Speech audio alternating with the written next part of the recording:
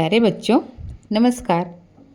आज हम सभी रैखिक संवेग लीनियर मोमेंटम के बारे में अध्ययन करेंगे।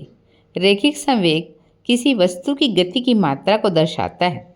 अगर मैं इसको सरल शब्दों में कहूँ तो जब कोई वस्तु चल रही होती है तो उसके पास संवेग होता है।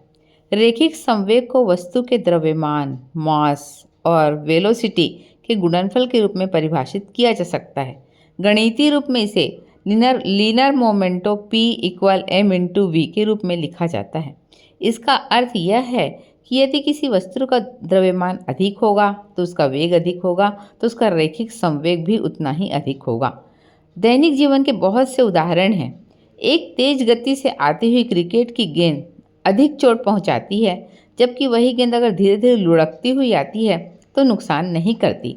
इसी तरह एक भारी ट्रक को रोकना मुश्किल होता है, जबकि एक साइकिल को आसानी से रोका जा सकता है। इसका कारण यह है कि ट्रक उसका द्रव्यमान अधिक होता है, इसलिए उसका रैखिक संवेग भी अधिक होता है।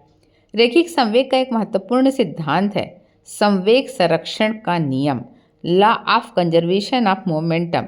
इस नियम के अनुसार यदि किसी प्रणाली पर कोई बाहरी बल कार्य नहीं करता तो उस प्रणाली या सिस्टम का कुल रैखिक संवेग सदैव स्थिर रहता है। इसी सिद्धांत का प्रयोग रॉकेट की उड़ान भरने, बंदूक से गोली चलने और दो कार के टकराव की घटनाओं में किया जाता है।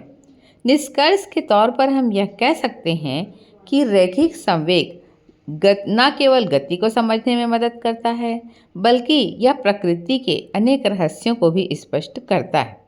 रैखिक संवेग के बहुत से प्रभावशाली उदाहरण हैं जो हमारे दैनिक जीवन में दिखाई देते हैं, जैसे चलती बस से कूदना।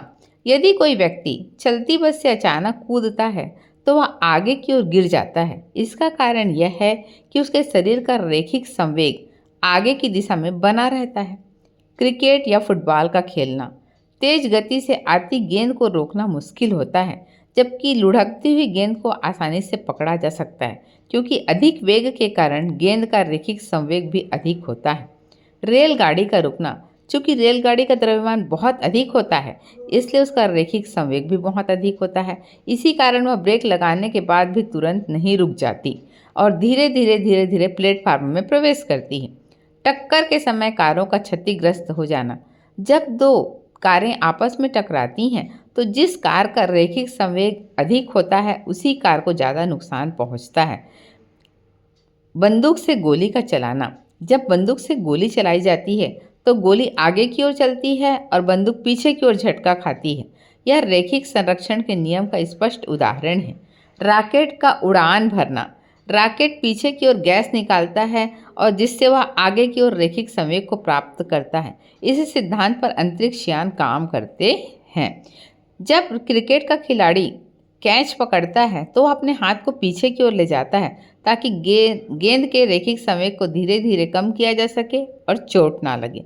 हवा में उड़ती हुई पतंग, तेज हवा में पतंग को संभालना कठिन होता है, क्योंकि हवा के कणों का संवेग अधिक होता है जो पतंग पर बल लगाते हैं। तो देखा बच्चों आपने, रैखिक संवेग के हमारे दैनिक जीवन में बहुत से उदाहरण हैं।